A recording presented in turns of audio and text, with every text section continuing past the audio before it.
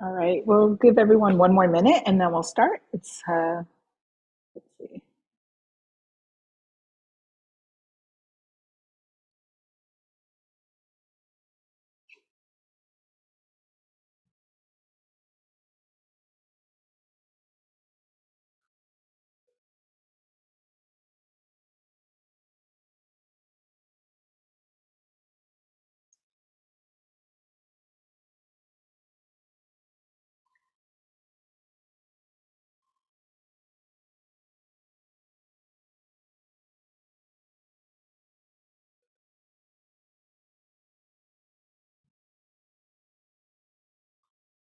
All right.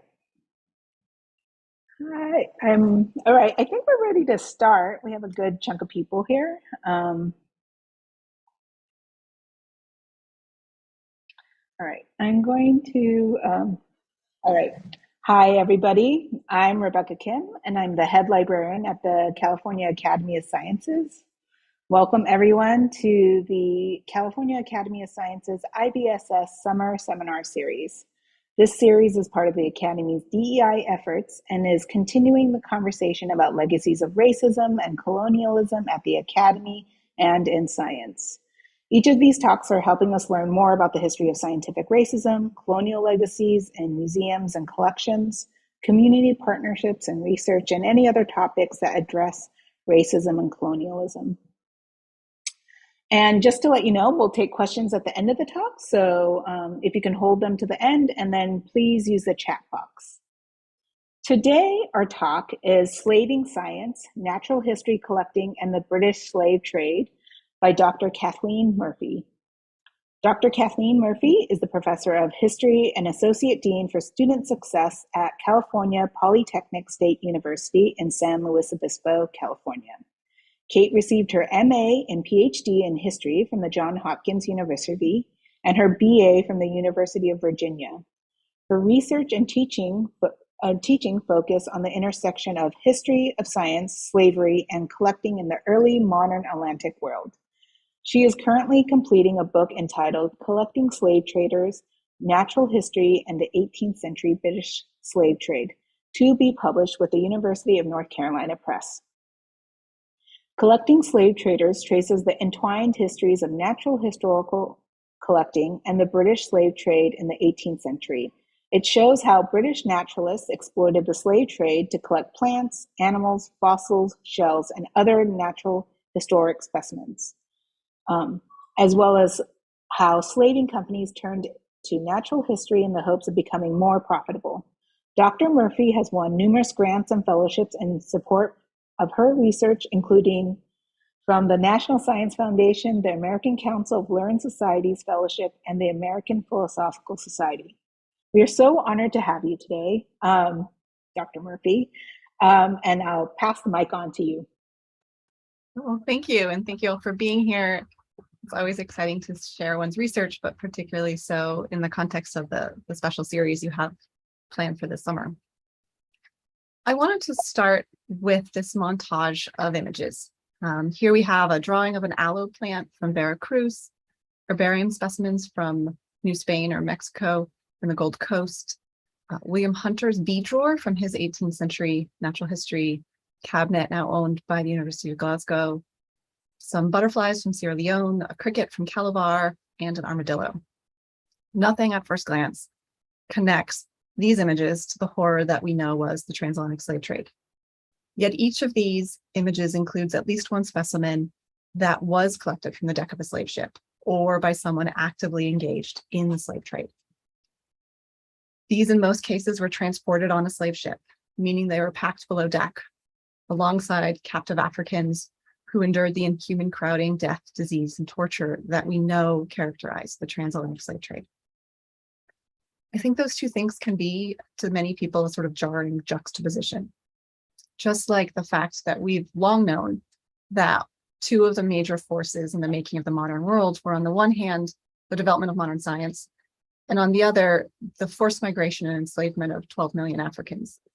What we haven't always considered are the ways those two things were connected to each other.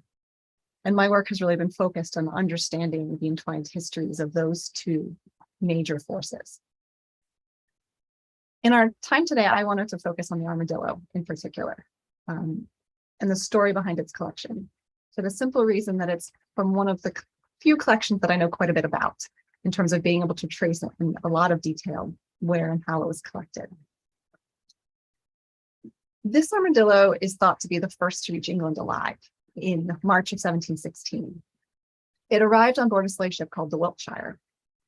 We know from a very different group of sources that the Wiltshire in 1716 transported nearly 300 captive Africans who were purchased along the Gold Coast and forced below deck with the intention of selling them in Buenos Aires. 247 of the initial 298 survived the Middle Passage and are disembarked in Buenos Aires. The individual who collects the armadillo is named John Burnett. He, unlike most slave ship surgeons, is actually a physician. That is, he has a university degree. He's a graduate of the University of Edinburgh. And he works on board the Wiltshire as its slaving surgeon. It's a 2-year voyage, meaning there's quite a bit of time to collect. And during this 2 years, he's simultaneously collecting natural historical specimens and playing an active role in the brutal enslavement of almost 300 people. When he returns to London in 1716, his collection has at least 23 objects in it. And I argue that he uses this collection to sort of doubly profit from his slaving voyage, first as a slave ship surgeon, but then also as a naturalist. The Wiltshire was commanded by a man named Diggory Earle, who was employed by the British company, the South Sea Company. The South Sea Company held the monopoly on the slave trade to Spanish America. It was also among the first British ships allowed to go to Spanish America as part of the slave trade. So just as a little bit of background to put that into context, the Spanish are actively engaged in the slave trade. That is, they are active sort of purchasers of enslaved people, but they don't directly engage in the slave trade. Ships flying the Spanish flag don't go to West Africa. They always negotiate these monopoly contracts with either other countries or companies to deliver enslaved Africans to Spanish colonies. The reasons for which have to do with a 15th century treaty with Portugal. But the result of this is that they have these series of monopoly slaving contracts called asiento de negros, or usually just called the asiento. Whoever holds the asiento has the exclusive right to engage in the slave trade to Spanish American colonies. Normally, Spain doesn't allow foreigners into its colonies in the 18th century. The big exception is for the people engaged in the asiento, in the slave trade. And so Britain briefly holds the asiento in the early 18th century, from 1713 to 1739. And one of the very first ships to participate in this is the Wiltshire. Burnett on board the Wiltshire appears to have collected at each stage in the voyage. So the voyage begins in London and goes to the Gold Coast, to Anamambu. In Anamambu, Burnett collects at least 3 different fishes, some taga or earth nuts, as well as a worm that he describes as having been drawn by piecemeal from the leg of someone in Guinea, which is another word for West Africa. Then the voyage moves to San Tomé, off the coast of West Africa, where Burnett collects a shell as well as a fruit known locally to quench thirst and fevers. The collection also includes 3 objects that I think probably come from the actual Middle Passage, from the Maritime portion of the voyage. This is a fish that he describes as being from the other side of the Tropic of Capricorn, as well as a shark's jaw and the remnants of a fish fished out of the belly of a shark. We know that slave ships' crews often fished to supplement their diet from the ship, so it's very likely that's where these specimens come from. The collection also includes 2 sets of human remains. Given his role as a slave ship surgeon responsible for the medical care of the enslaved Africans on board, it is very likely these were extracted from Africans on board the voyage. These 2 human remains are what he describes as a fetus near grown, as well as 3 polyps removed from the hands of 2 individuals. There's no further details about these specimens, these human remains, nor about the people from whom they were taken. But it's likely it comes from this part of the voyage. The Wiltshire reaches Buenos Aires in October of 1715. It would have spent many weeks in port.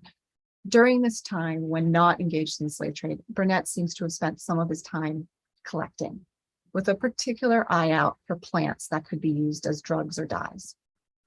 He gathers two plants that are said to be scarlet red dyes, another said to treat the flux, and a fourth known as an emetic.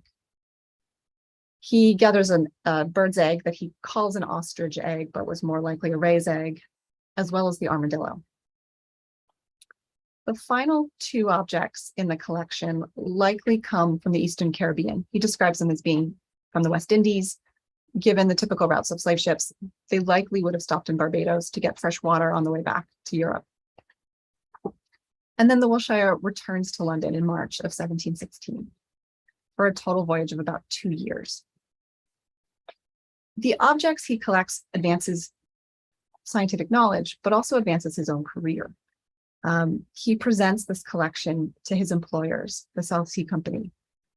The company's new to trading in Spanish America. So for them, this represents, to put it in modern terms, sort of data about a new market. Because of the exclusion of foreigners, very few people in Britain knew much about Spanish America.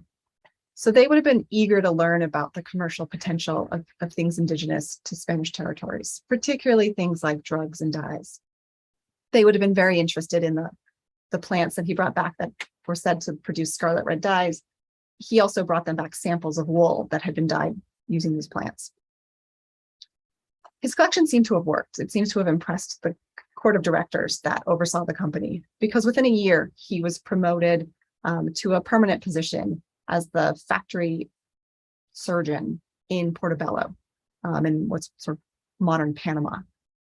He continues to work for the company for almost a decade and continues to, on the side, collect specimens in Spanish America, smuggling them out, usually by means of Jamaica, providing British naturalists with samples of flora and fauna from Spanish America, to which they otherwise would have very little access. One of the things I'm interested in is sort of what happens to these collections. The Wiltshire collection ultimately joins two of the most significant natural historical museums of the 18th century.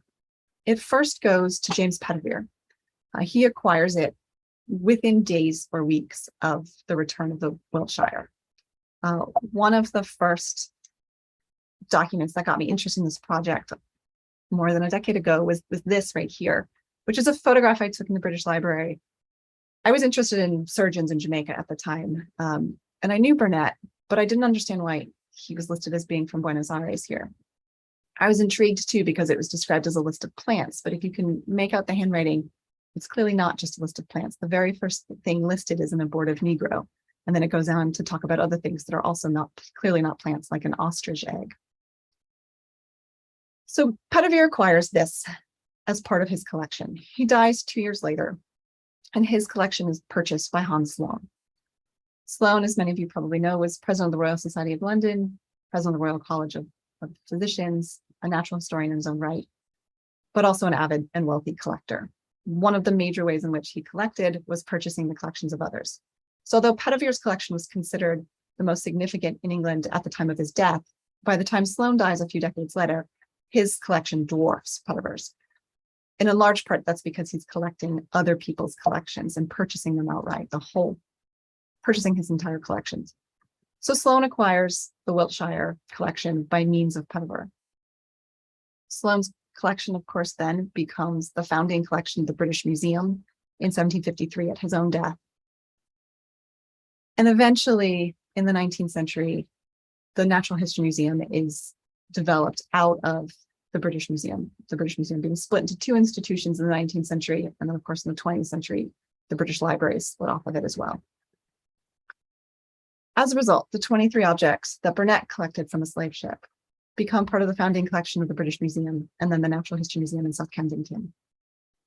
And these 23 objects are one of what I think are thousands that ultimately were gathered by means of slave ship traders or from a slave ship.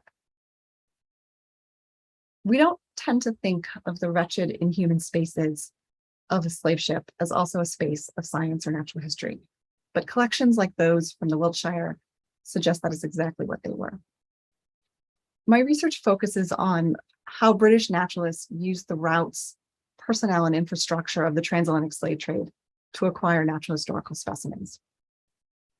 Often their collecting practices relied on individuals of African or indigenous descent, people whose knowledge and know-how they relied on to acquire these specimens, preserve them, and ultimately bring them back to England. I also look at how slaving companies were involved in this, and in some cases tried to use natural history to improve their bottom line, to improve their profitability. Another thing that the Wiltshire collections indicates is that this collecting was happening at each stage of a voyage. I think sometimes when people hear the slave trade, they think about the Middle Passage, which is the portion that literally crosses the ocean. That's on average 66 days. But the entire process of the slave trade from an African perspective could be years, because you have the first section of the voyage, which happens in Africa itself, often having to travel in some distances, hundreds of miles, in forced migration to the coast. Then there's the portion across the ocean itself. And then there's a portion of the trade that happens in the port of disembarkation, usually in the Americas, whether that's South America, the Caribbean, or what becomes the United States. Often this involves what scholars of the slave trade call the transshipment trade. And that is that most slaving voyages went to a major port, but most enslaved people don't live in that major port. And so it's that sort of voyage to the final destination, often on smaller ships or by foot, occasionally by horse. And so one of the things that my research looks at is how this collecting is happening at each of those three stages: slaving factories in West Africa, the transatlantic slave vessels themselves, and then within the ports in the Americas where slaves were forced to disembark and then often transshipped to a final destination. Most of the individuals doing this collecting, like Burnett, are doing it because they stand to gain in some way by doing so. Some are literally paid by the specimen. Others, like Burnett, seem to sort of be engaged in it as a means of patronage and trying to advance their career in various ways. Often they're trying to curry favor with elite collectors like Sloane. And so Sloane and Pettiver and other metropolitan naturalists in some ways are the even greater beneficiaries of this exploitation of the slave trade, because they're the ones who ultimately acquire these thousands of specimens. And for some, like Pettiver, the reliance on the slave trade's fairly significant. So Pettiver has a global network of collectors who help him acquire a collection. He's someone who only leaves England once in his entire life, and that was to go to Holland briefly, but ends up with a global collection. Within those who are collecting for him in the Atlantic world, about 1 in 4 are in some way connected to the slave trade. You can also get a sense for the connections between the slave trade and collecting with things like this map. This shows the correlation between the places where Pettiver is receiving specimens from and the places that are actively engaged in the slave trade. So the thicker the arrow on the map, the more engaged in the slave trade that place is. And all of the place names listed are every place in the Atlantic world that Pettiver receives specimens from. And so there's a clear correlation here. He's not collecting specimens or receiving specimens from anywhere in West Africa, for example, Sierra Leone, or isn't here, very few from other regions in West Africa where, like Angola, where the British didn't have extensive presence at this point in time or extensive slave trading.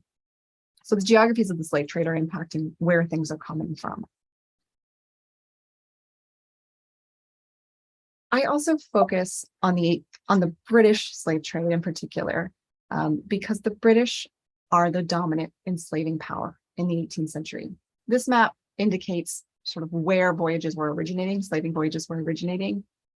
Before the 18th century, it's the Dutch and then the Portuguese. But by the 18th century, it's the British who are the dominant players in the slave trade.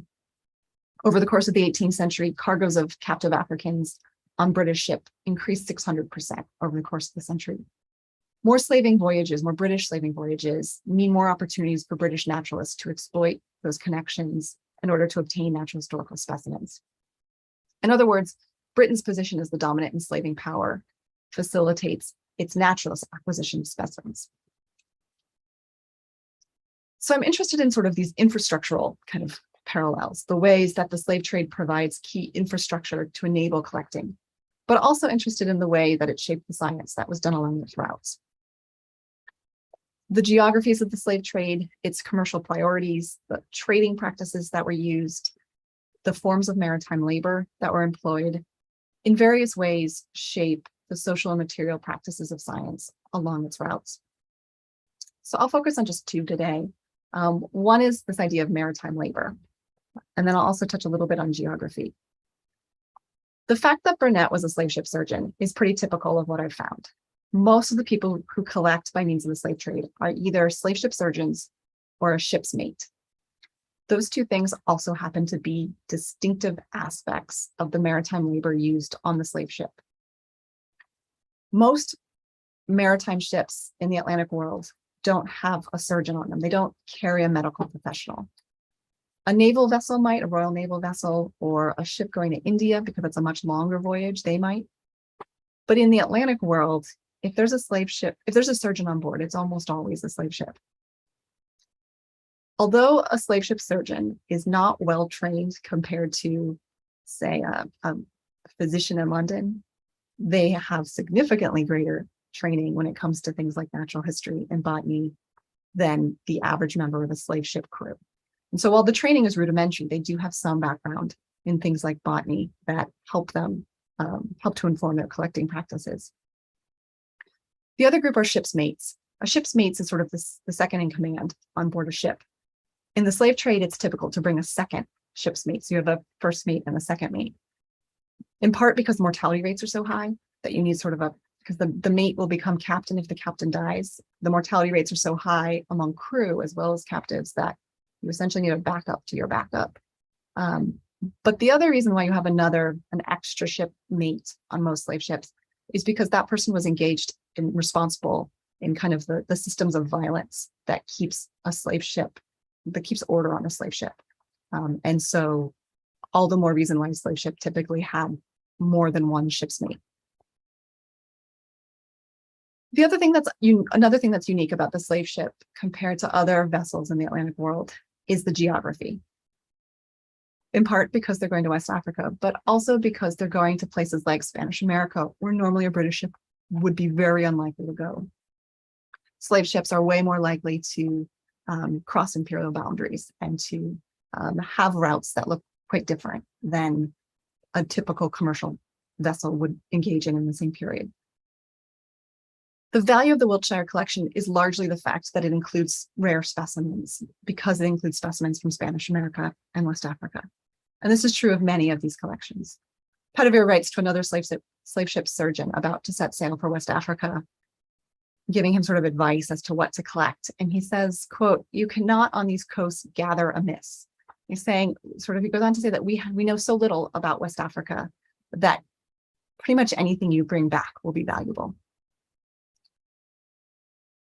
The slave trade is giving naturalists access to places where they otherwise would be either unlikely or unwelcome to visit. This is true in Burnett's later career with the South Sea Company as well, because at a time when most foreigners aren't allowed to visit Spanish America, he spends more than a decade living there, working as a slaving surgeon and collecting natural historical specimens on the side. His position is officially called a factory surgeon. Factory is the 18th century word used, we might say, trading fort. And each of these factories that the South Sea Company is allowed to have in Spanish America can have on average 6 employees, one of which is allowed to be a medical professional, a surgeon. So there's just a few dozen individuals who are British who are allowed to live in Spanish America, all of whom are engaged in the slave trade and employed by the South Sea Company. So Burnett is initially stationed in Portobello on the Panamanian Isthmus, and then later in Cartagena in what's now Colombia. He's responsible for the medical care of the captive Africans before they're sold to Spanish American colonists. And of course, this is not out of some sort of humanitarian concern, but purely out of profit motive, that the company doesn't profit from enslaved Africans who die before they're sold. During this time, he's also actively continuing to collect specimens. Now, there's no itemized list for these collections, and he tends in his correspondence to just say, I sent some collections. But I've been able to identify at least 66 distinct objects. And what they really show you is he's collecting all sorts of things. It's kind of all over the map in his case. He's collecting a lot of plants, as you'd expect, a big proportion of which are medicaments or things with medical implications. It includes things like taro makimachi, a cure for ringworms, popular in Cartagena, a counter poison from Jamaica, 4 different types of plants known to be dyes. But he's collecting other things too, 20 different animals, including 3 sloths, a variety of fish, some butterflies, a wingless cockroach. He sends Sloan a scorpion that Sloan then uses in his Natural History of Jamaica to argue that Jamaica and Central America have different species of scorpions. So Burnett's sending a whole wide range of things. But he's primarily collecting things that he can get close to where he's living. The geographies of the slave trade change over time. So if we look at where someone is collecting who's a slave ship surgeon in, say, West Africa, that will shift over time as the dynamics of the slave trade itself shifts. This can be helpful for modern scientists to understand sort of why specimens are coming from one part of West Africa and not another at a different moment in time based on kind of rhythms of the slave trade. So Burnett, on the one hand, in terms of geography, has amazing access that other British folks just simply don't have. But that access is very much circumscribed. He's only really collecting near the immediate vicinity of where he's living, first in Portobello and then later in Cartagena. This kind of circumscribed access is true of others who are collecting in this way. So another person I study is another surgeon by the name of William Houston, who's similarly collecting in Spanish America in the 1730s. He also works as a slave ship surgeon, but he's unusual in that he never actually visits Africa. He's a surgeon, a slave ship surgeon, who's working on board a vessel that's engaged in the transshipment trade. So he's going back and forth from Jamaica to ports in Spanish America, primarily Veracruz, occasionally Campeche, and every once in a while, Havana. He's essentially ferrying these enslaved Africans who come on larger ships to these smaller ports on smaller ships. He's also an avid botanist. He collects hundreds of plants on behalf of Philip Miller. He's the author of the Gardener's Dictionary, the most popular book on botany, written in England in the 18th century, and is also the head gardener at Chelsea Physic Garden, which predates Kew as sort of the leading botanic garden in England. Miller and Houston were close friends, and Miller credits Houston in the Gardener's Dictionary with introducing 289 new species of plants to the Chelsea Physic Garden over a 3-year period. And this doesn't include anything where the seeds that Houston sent were already known and already present in the Chelsea Physic. Miller's herbarium includes numerous specimens prepared from plants that the seeds were sent by Houston. Miller inherits Houston's papers, and so he also inherits herbarium specimens that Houston himself prepared.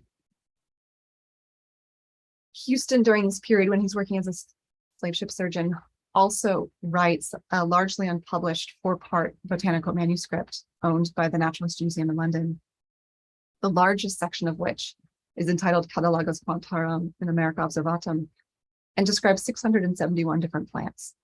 They're about evenly split in terms of provenance from Veracruz and Jamaica, with a handful from Havana. He's interested, he also draws a number, in addition to describing these and characterizing them, he draws quite a few of them as well. A handful are later published by Joseph Banks at the end of the century, but most are never published.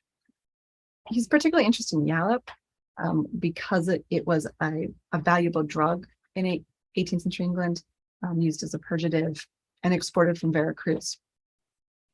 Houston reasoned that since it was exported from Veracruz, and since he frequently went to Veracruz, engaged in the slave trade, it would be a good place to learn what plant this drug known as yallop came from. he grew frustrated because he wasn't able to learn anything in Veracruz. So he develops this plan that he's going to travel to the region of New Spain that has the same name as the drug. And the company gives him permission to do this, but the Spanish governor denies him permission to leave the city of Veracruz. So he ultimately hires a Native American to go on his behalf and collect a bunch of seedlings that he smuggles out, plants in a friend's garden in Jamaica, and is eventually able to send seeds from those plants to Miller in London to plant in the Chelsea Physic Garden, and then from there it's introduced into other gardens in England.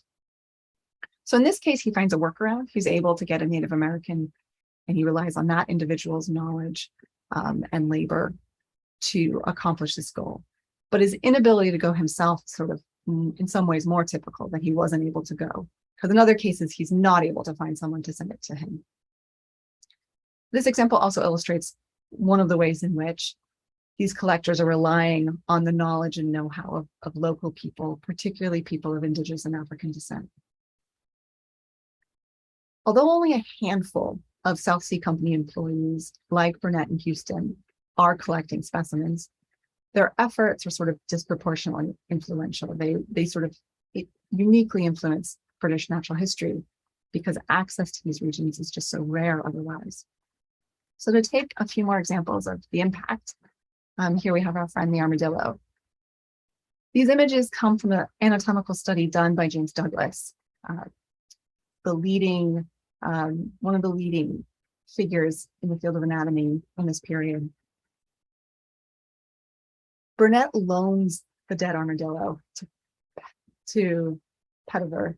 Pettiver loans it to Douglas with this note where he says that he needs it back and to study it all he wants, but it needs to be presentable to give back to Burnett, which obviously limits the kinds of studies that Douglas can do. But he is able to dissect it and study the skeleton. He then restuffs it and returns it to Burnett. But the study that Douglas undertakes of the armadillo is then presented to the Royal Society of London as one of these early studies of an armadillo. Another thing that Burnett sends back is astronomical observations done by a friend in Cartagena, a man named Juan de Herrera. These calculations are sent to Sloan, who in turn gives them to Edmund Halley, for whom Halley's Comet is named. Halley was the astronomer royal at the time, and he's able to use these observations to calculate the longitude of Cartagena. Cartagena is a major military target, among other things. And it's really a question of when Britain is at war again with Spain. And he's able to do that based on his calculations. But you'll see in this image from the Philosophical Transactions from 1723 that Burnett's not mentioned here in any way. It's not clear from the published record that Burnett's involved at all, but the correspondence makes that clear. And actually Burnett, for years, writes asking, did the observations ever arrive? He's never even told that they make it, never mind be aware that they were actually used in this way by Edmund Halley. The access the slave trade afforded also explains what I think otherwise would be a little curious, which is how is it that the oldest known Argentinian plant specimens are in Oxford in the Department of Plant Sciences?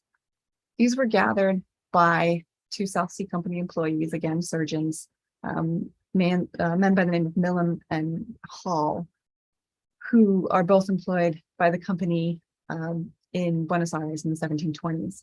They correspond with William Sherard and send over 50 herbarium specimens. There's a larger number of specimens that Sherard himself prepared the herbarium specimens, but from seeds that they sent. These specimens continue to be used and were used in part because Sherard leaves his collections to the University of Oxford, along with enough money to endow the first chair of botany.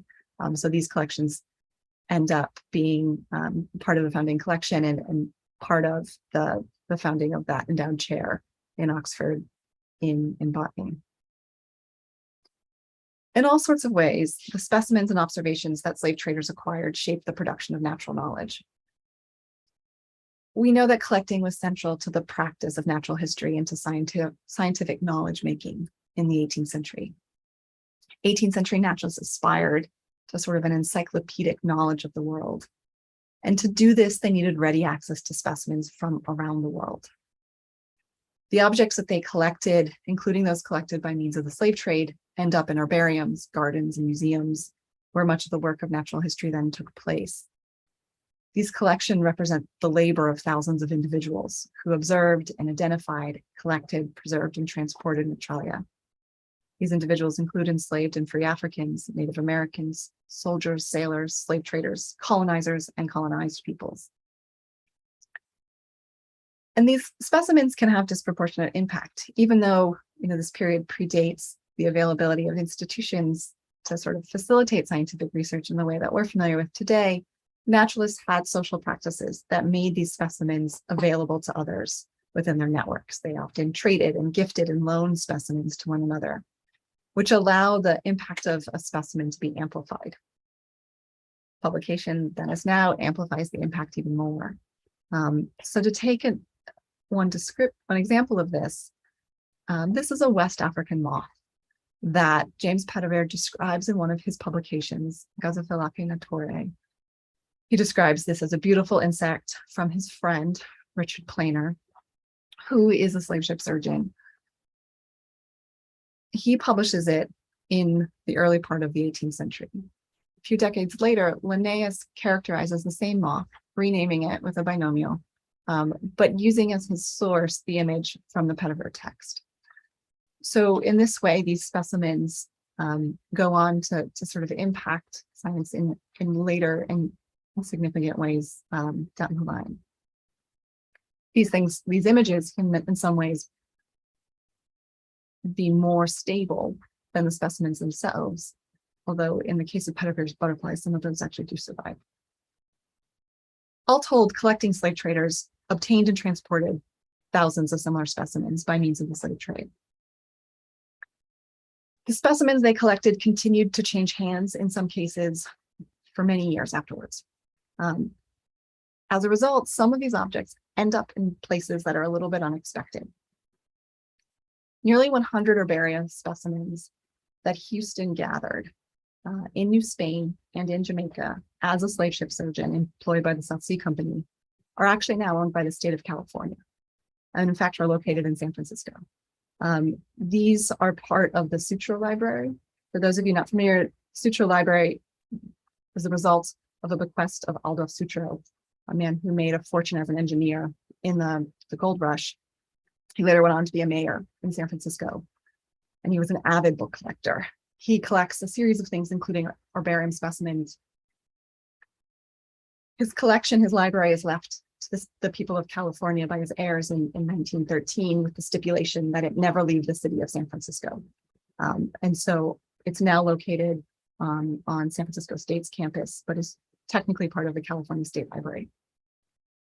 In these kind of ways, institutions multiple degrees and sometimes thousands of miles from the original collectors and the original collections become beneficiaries of the exploitations of the slave trade.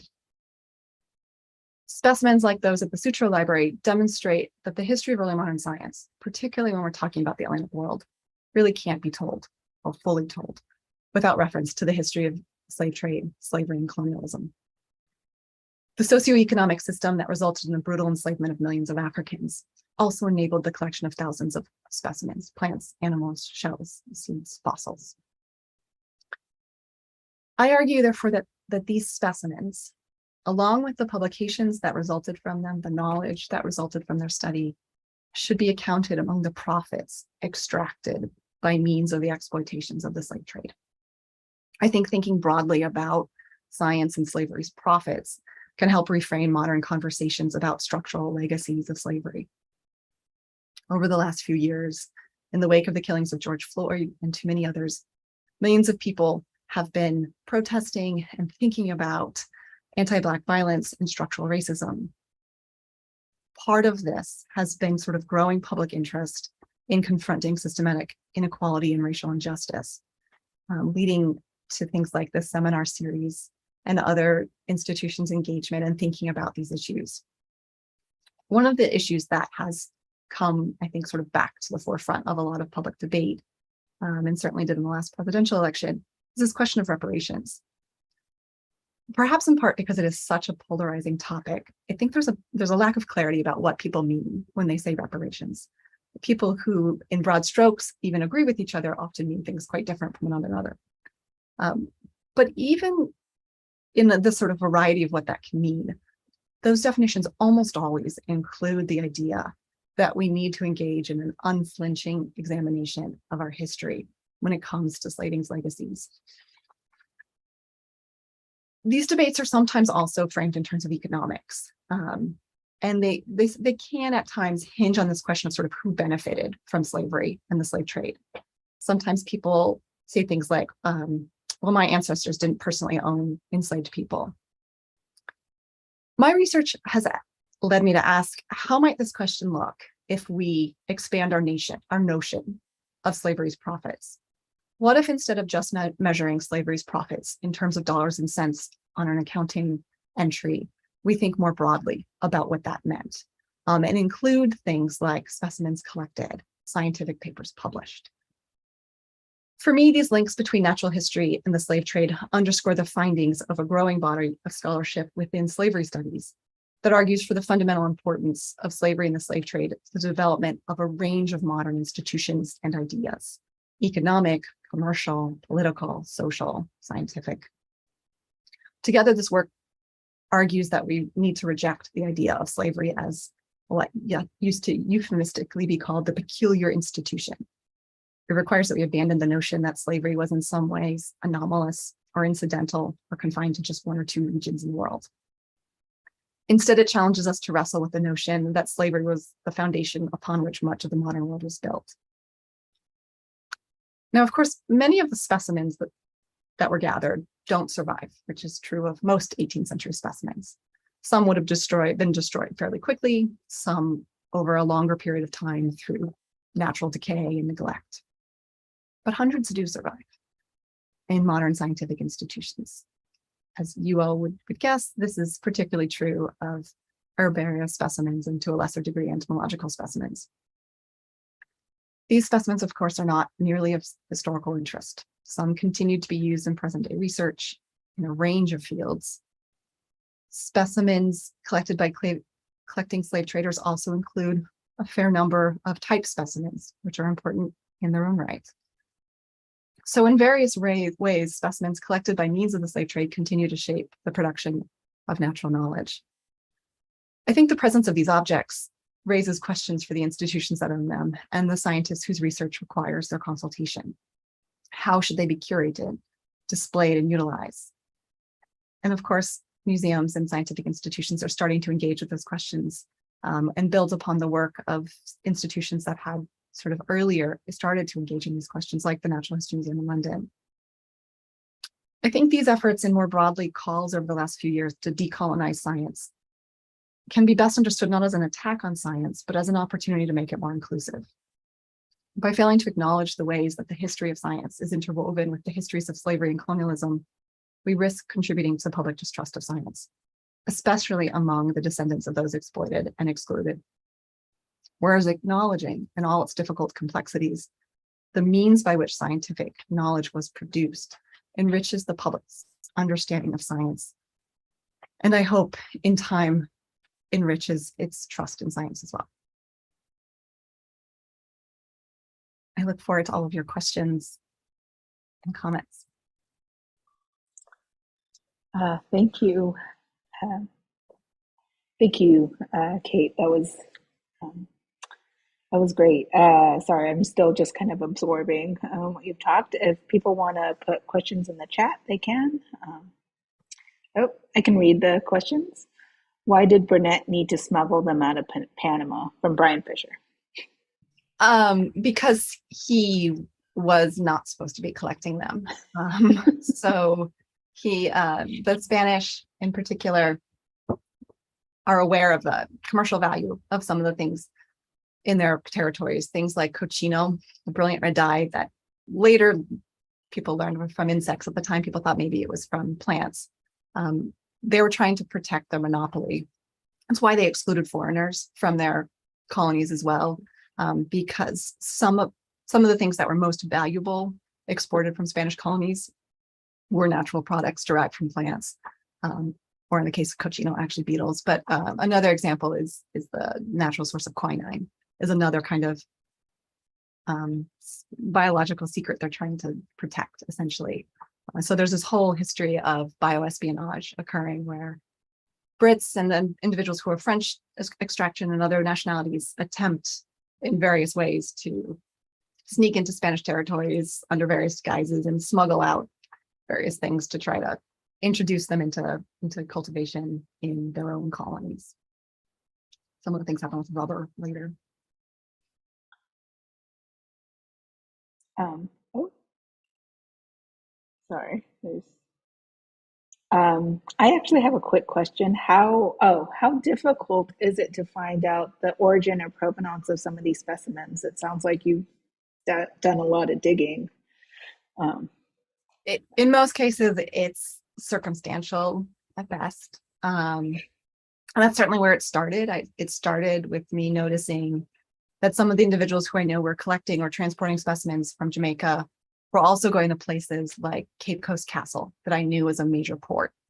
And I started to get curious why were they there and were they engaged in the slave trade?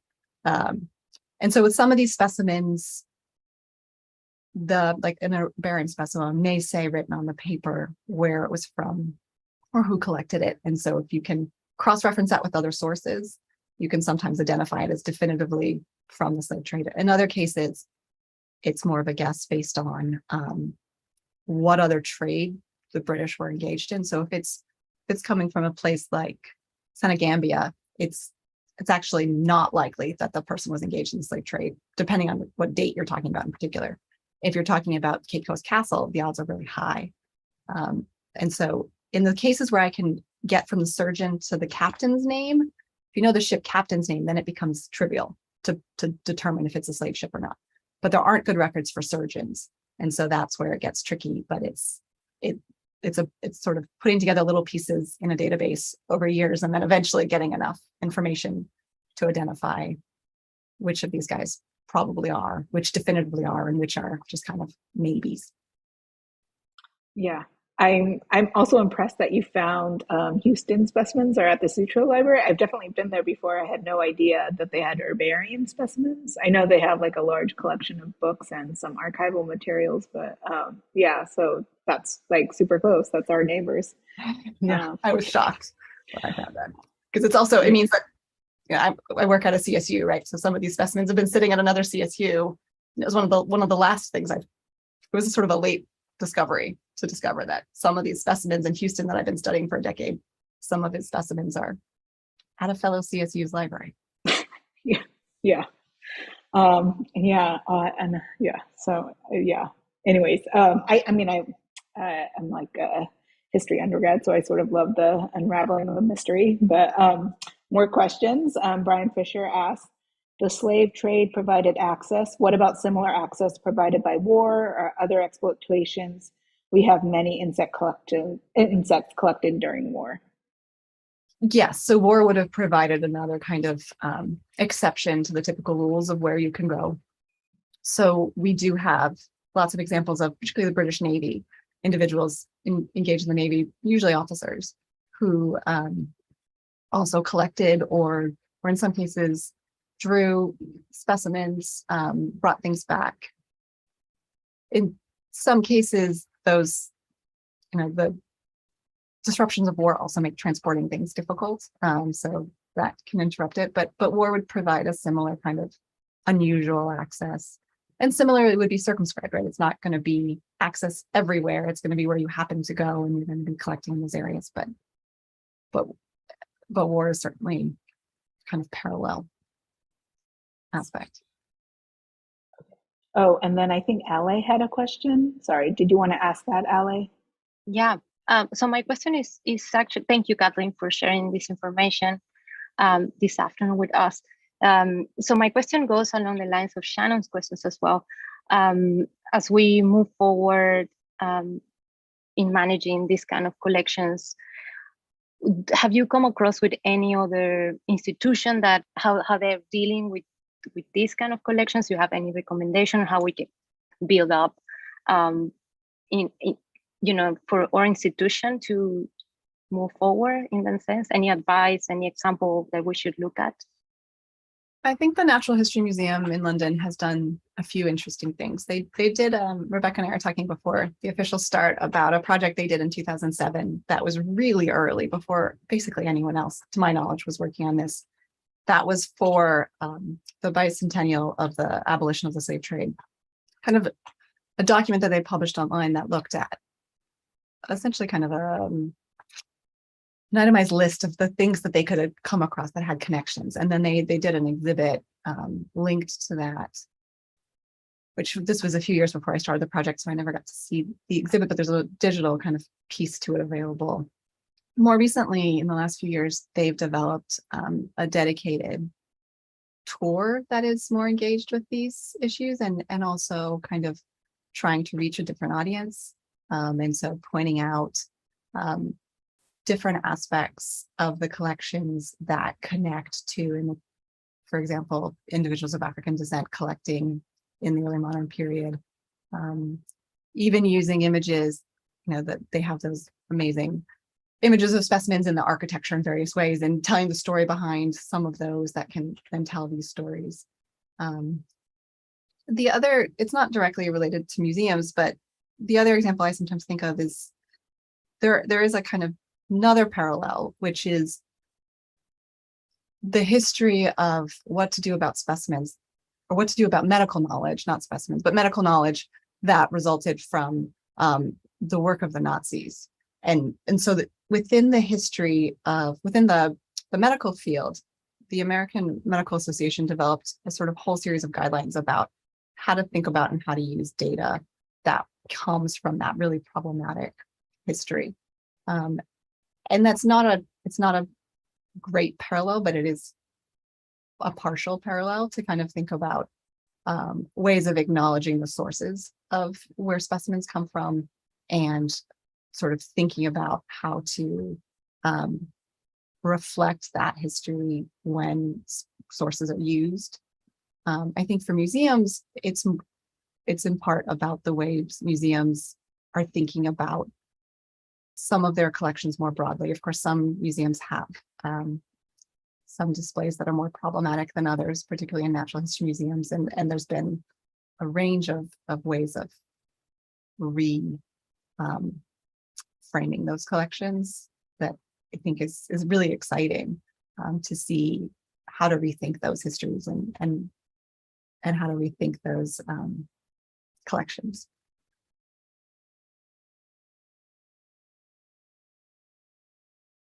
Yeah, it's something, I mean, we obviously have been talking about it internally here at the Academy about, and our collections are fairly modern, so they're more about, like Brian said, like usually products of colonialism or imperialism or settler colonialism.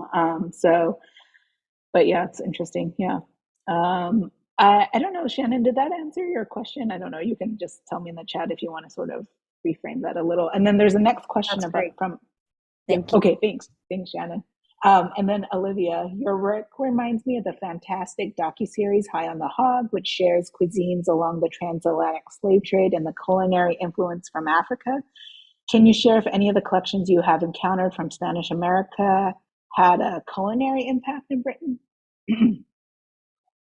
That is really an interesting question. I can't think of one off the top of my head, but I'll have to look. I haven't thought about it in terms of, there probably are, right? I just can't think of it off the top of my head. I tend to focus on the drugs and dyes because those are the ones with the most commercial implications. So yeah, I don't know. I'm sorry. And can you talk about some examples of some of the some of the commercial products that came out of Spanish America that did help the British Empire or were hugely successful in the British? Like I know I've read stuff about rubber plants being smuggled out and being produced in Britain. Mm-hmm. Most of the bioespionage wasn't terribly successful in the long run. So there's this attempt that I talk about with Gallup. There's an attempt with Cochino. That's the French initially who do it, smuggle out, and the British attempted as well, but don't get as far. There's a few other examples of Epicoque is another one that they try to smuggle in. There's a handful, but none of them are particularly successful in the long run as kind of making money off of it. I think it's more successful in terms of just the number of specimens that become part of collections and the ways those specimens then get used in a variety of contexts in terms of producing new scientific knowledge rather than producing profits. Similarly, I have another section of my work that looks at how a slave trade company, the Royal African Company, attempted to use the natural knowledge of enslaved Africans to increase their profits. So they set up the system for a few years where when an enslaved African would get to the trading fort, they were supposed to quiz the individuals on the plants from the regions where they originated, because they understood the slave trade enough to know that these individuals in some cases had come hundreds of miles to places where Europeans had never been. And so they, in one case, had a sample box of a series of botanical specimens that they would show these enslaved individuals to try to sort of extract the knowledge from these people of the plants and animals, but mostly plants, from the regions where they lived, with the idea that that knowledge in turn would allow them to develop new trading partnerships and new sort of new forms of profit. But that never happens. I'm not sure how much it actually, like, the plan was actually enacted, because of course it's this complicated plan developed in the metropole, and then you're asking these not very well educated violent men engaged in a violent trade to also ask a bunch of questions about plants. That doesn't seem to happen very much. And then the company goes out of business a few years later. It's kind of a last ditch effort to try to increase their profits, but it doesn't work in the end. But it does show the ways that they're trying to use their knowledge of how the slave trade works and the kind of potential of understanding the natural worlds to increase their profits. And yes, as Ian says, rum and sugar, of course, are the keys to the British Empire in terms of making profits. Yeah.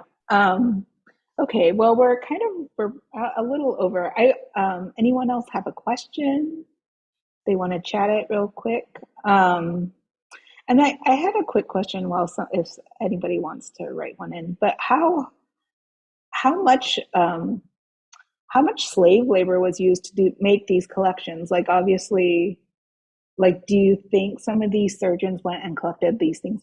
Like, can you tell? I guess the documentation's probably pretty thin, but. The documentation's thin, but I do think it's pretty significant.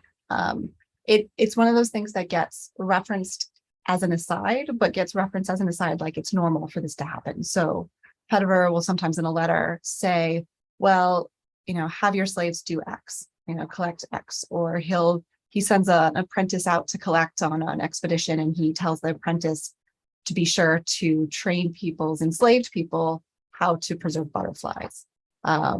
Or in some cases, Pettifer will get upset with someone because they're not using their enslaved people to help collect. And so I think it's not well documented, but I think it was incredibly common in places where slavery was common. So it's going to be really common in the Caribbean and in what becomes the American South, and also in West Africa, where there's a system of slavery there as well. So I think it's happening a lot. It's one of the things that I most wanted to get at and found most frustrating to find sources for. But just based on what we know broadly about natural history practices at the time, I think it's quite common. Okay. Well, no more questions, but this was an amazing talk. Thank you, Kate, so much. Thank you, everyone, for joining. Yes, and then, I guess I'll end the program. Thank you. Thank you.